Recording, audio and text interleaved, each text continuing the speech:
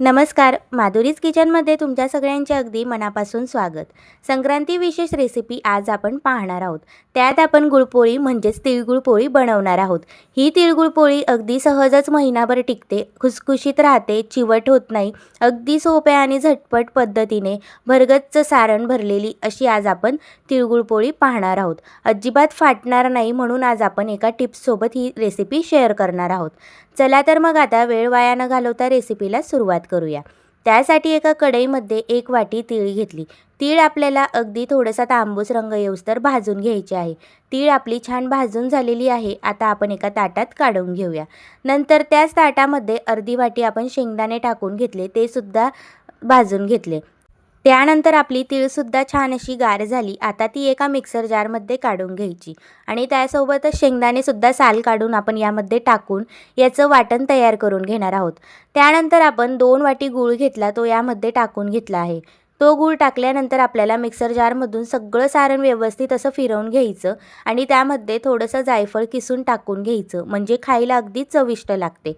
त्यानंतर त्यामध्ये आपल्याला अर्धा चमचा इलायची पावडरसुद्धा टाकून घ्यायची आहे. खायला खूप टेस्टी लागते. ह्या पद्धतीने रेसिपी बनवून बघा, अगदी सुंदर होते. त्यानंतर आता आपलं सगळं व्यवस्थित सारण तयार झालेलं आहे. आता आपण सारण झाकून ठेवूया आणि यासाठी लागणारं पीठ आता मळून घेऊया.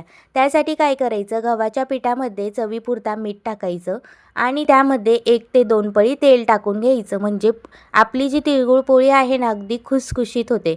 त्यानंतर यामध्ये 2 चमचे मी तीळसुद्धा टाकून घेतली, म्हणजे वरतून तीळ छान दिसते आणि दिसायला तिळगुळ पोळी अगदी मस्त दिसते. त्यानंतर सगळं आपल्याला छान एकजीव करून याचं पाण्याने आपल्याला पीठ मळून घ्यायचं आहे. थोडं थोडं पाणी घालून याचा छान मस्त असं पिठाचा गोळा तयार करून घ्यायचा. बघू शकता पीठ पण आपलं छान मळून झालेलं आहे. आता आपण पोळपाट घेऊया आणि त्याला थोडंसं सॉफ्ट करून घेऊया. त्यानंतर आता याचे छोटे छोटे गोळे तयार करून घ्यायचे. काय करायचं, आधी ना 2 छोटे छोटे गोळे घ्यायचे आणि छान सॉफ्ट करून घ्यायचे आणि गोळे तयार करून घ्यायचे. अशा पद्धतीने जर तुम्ही तिळगुळ पोळी बनवली ना, तर अजिबात फाटत नाही, सारणसुद्धा बाहेर येत नाही. हे दोघं गोळे तयार केले की याच्या आपल्याला छोट्या छोट्या आधी पुऱ्या लाटून घ्यायच्या आहेत. ज्या पद्धतीने आपण पुऱ्या लाटतो ना, त्याच पद्धतीने पुऱ्या आपल्याला छोट्या छोट्या आकाराच्या लाटून घ्यायच्या आहे. दोन्हीही गोळे लाटून झाले की वरतून यामध्ये भरगच्च असं सारण भरायचं आणि वरच्या साईडने आपल्याला सगळ्या गोल साईडने प्रेस करून घ्यायचं, म्हणजे सारण अजिबात बाहेर निघत नाही. बघू शकता चमच्याने आपल्याला छान असं भरगच्च सारण भरून घ्यायचं आहे. जेवढं या पोळीमध्ये मावेल ना, तेवढं सारण भरून घ्यायचं. त्यानंतर दुसरी पोळी आपली यावर ठेवायची आणि छान असं सगळ्या चहू बाजूंनी छान असं प्रेस करून घ्यायचं.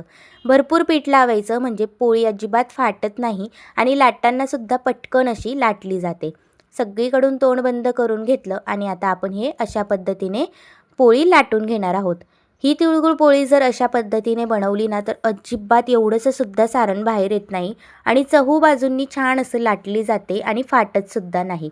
आता आपली तिळगुळ पोळीसुद्धा छान अशी लाटून झालेली आहे. तवा तापलेला आहे, त्यावर आता टाकून घेऊया. मस्त अशी पोळी लाटून झाली की तव्यावर टाकायची. सगळ्या बाजूंनी मस्त तूप किंवा तेल लावून घ्यायचं. वरतूनसुद्धा छान अशी तुपाची धार सोडायची आणि दोन्ही साईडने खरपूस होईस्तोवर आपल्याला भाजून घ्यायची आहे. बघू शकता टम्म अशी मस्त फुगलेली सुद्धा आहे. अशा पद्धतीने जर तुम्ही तिळगुळ पोळी बनवली ना, तर अजिबात फाटायचा विषयच नाही. अजिबात फाटत नाही, तुकडे पडत नाही आणि एकदम छान अशी मस्त सगळ्या बाजूनी सारण भरलेली पोळी तयार होते. अशाच पद्धतीने आपण सगळ्याच पोळ्या करून घेतल्या, मस्त तुपाची धार सोडून भाजून घेतल्या. बघू शकता एकही पोळी अशी फाटलेली नाही, अगदी मस्त अशी फुगलेली आहे. अशाच पद्धतीने आपण सगळ्या तिळगुळ पोळ्या तयार करून घेतल्या. जेवढी क्वांटिटी पाहिजे तेवढ्या तुम्ही बनवून महिनाभर स्टोअर करू शकतात. अगदी सहजच टिकतात, अजिबात चिवट होत नाही, अजिबात फाटत नाही. ह्या पद्धतीने तुम्ही तिळगुळ पोळी नक्की ट्राय करा, सगळ्यांना खूप आवडेल. तिळगुळाचे लाडू, तिळगुळाची चिक्की सगळे प्रकार संक्रांतीला आवर्जून बनवले जातात. त्यातच तिळगुळाची पोळीसुद्धा तुम्ही या पद्धतीने एकदा नक्की ट्राय करा.